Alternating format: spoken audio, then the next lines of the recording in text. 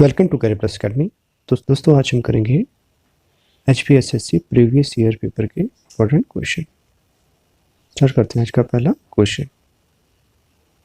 दक्षिण भारत का मैनचेस्टर है। ऑप्शन है मदुरई, चेन्नई, कोयम्बटूर, इनमें से कोई नहीं। इसका राइट आंसर है हमारा ऑप्शन सी, कोयम्बटूर को दक्षिण भारत का मैनचेस्टर कहा जाता है। और जान लेते हैं इसके बारे में। उपनाम बहुत ही इंपॉर्टेंट टॉपिक है, इससे बार बार क्वेश्चन आते रहते हैं। तो भारत का मैनचेस्टर कहा जाता है अहमदाबाद को, जो है हमारा गुजरात में। और उत्तर भारत का मैनचेस्टर कहा जाता है कानपुर को। दक्षिण भारत का मैनचेस्टर कहा जाता है कोयम्बटूर, जो हमारा है तमिलनाडु। और पूर्व का मैनचेस्टर कहा जाता है ओसाका, जापान को। इस्पात नगरी जमशेदपुर को कहा जाता है। पर्वतों की रानी मसूरी को कहा जाता है। रैलियों का नगर दिल्ली। भारत का प्रवेश द्वार कहा जाता है मुंबई को। पूर्व का वेनिस कोची। भारत का पीटर्सबर्ग जमशेदपुर को कहा जाता है। तो बहुत ही इंपॉर्टेंट है। नेक्स्ट क्वेश्चन होते हैं। निम्न कौन सा राज्य भारत में रॉक फॉस्फेट का सबसे बड़ा उत्पादक है? ऑप्शन है राजस्थान, हिमाचल प्रदेश, केरल, इनमें से कोई नहीं। इसका राइट आंसर है हमारा ऑप्शन ए। निम्न में से कौन सा भारत का कृत्रिम बंदरगाह है? ऑप्शन है चेन्नई, मैंगलोर, कांडला, हल्दिया। तो इसका राइट आंसर है हमारा ऑप्शन ए। भारत का कृत्रिम बंदरगाह है चेन्नई, जो सबसे पुराना बंदरगाह है। और जान लेते हैं इसके बारे में। भारत के प्रमुख 13 बंदरगाह हैं, जिनमें हमारे आते हैं जवाहरलाल नेहरू यानी नवाज शरीफ भी कहा जाता है इसे। ये हमारा महाराष्ट्र में, ये हमारा कृत्रिम बंदरगाह है। मुंबई बंदरगाह जो हमारा प्राकृतिक बंदरगाह है, और सबसे अधिक व्यापार हमारा मुंबई में होता है। मुंबई हमारा महाराष्ट्र। सबसे पुराना कृत्रिम बंदरगाह चेन्नई। सबसे पुराना कृत्रिम बंदरगाह हमारा चेन्नई तमिलनाडु में है। और सबसे गहरा बंदरगाह भारत का विशाखापट्टनम है, जो हमारा आंध्र प्रदेश में है। कई बार आ चुका है कि जवारिया बंदरगाह, भारत का जवारिया बंदरगाह हमारा कांडला, जो हमारा गुजरात में है। कोचीन बंदरगाह हमारा केरल में है। मारबकुआ बंदरगाह गोवा में है। पारादीप बंदरगाह उड़ीसा में है। तमिलनाडु में हमारे 3 बंदरगाह हैं, इसमें हमारे हैं एन्नोर बंदरगाह, चेन्नई, तूतीकोरिन। तीनों बंदरगाह हमारे तमिलनाडु में है।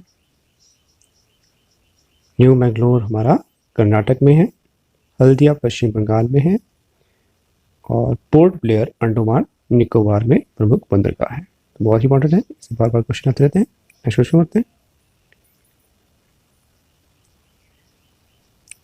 रेड डाटा बुक उन प्रजातियों के बारे में सूची देता है जो ऑप्शन है खतरनाक हैं, विलुप्त हैं, खतरे में हैं, इनमें से कोई नहीं। तो इसका राइट आंसर है हमारा ऑप्शन सी, खतरे में है। नेक्स्ट क्वेश्चन करते हैं। SPM का आशय है, तो इसका राइट आंसर होगा हमारा option C, suspended particular matter. Option C इसका राइट आंसर होगा। नेक्स्ट क्वेश्चन करते हैं। ओजोन छिद्रों की अधिक चर्चा होती है। ऑप्शन है ध्रुवों पर, भूमध्य रेखा पर, कर्क रेखा पर, मकर रेखा पर। इसका राइट आंसर है हमारा ऑप्शन ए, ध्रुवों पे। और जो पृथ्वी को 2 भागों में विभाजित करती है उसे भूमध्य रेखा कहा जाता है। और नॉर्थ की तरफ 23.5 डिग्री अक्षांश पे हमारी कर्क रेखा होती है। और साउथ की तरफ 23.5 डिग्री अक्षांश पे हमारी मकर रेखा होती है। नेक्स्ट क्वेश्चन होते हैं। 16 वन है। ऑप्शन है शीतोष्ण वन, उष्ण कटिबंधीय पर्वतीय वन, उष्ण कटिबंधीय सदाबहार वन, इनमें से कोई नहीं। इसका राइट आंसर है हमारा ऑप्शन बी, उष्ण कटिबंधीय पर्वतीय वन है 16 वन। Next question. भारत में सबसे अधिक संख्या में टाइगर रिजर्व मौजूद हैं। ऑप्शन है मध्य प्रदेश, उत्तर प्रदेश, हिमाचल प्रदेश, इनमें से कोई नहीं। तो इसका राइट आंसर होगा हमारा ऑप्शन ए, मध्य प्रदेश में भारत में सबसे अधिक टाइगर रिजर्व मौजूद है। और प्रोजेक्ट टाइगर्स हुआ था हमारा 1973। नेक्स्ट क्वेश्चन होते हैं, वैश्विक तापन के लिए कौन सी गैस जिम्मेवार है? Which gas is responsible for global warming? इसका राइट आंसर है हमारा option C, carbon dioxide.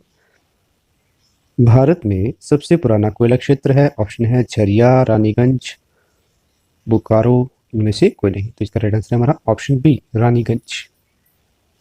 Next question, जनगणना 2011 के अनुसार निम्न में से कौन सा भारत का सबसे बड़ा जनजातीय समूह है?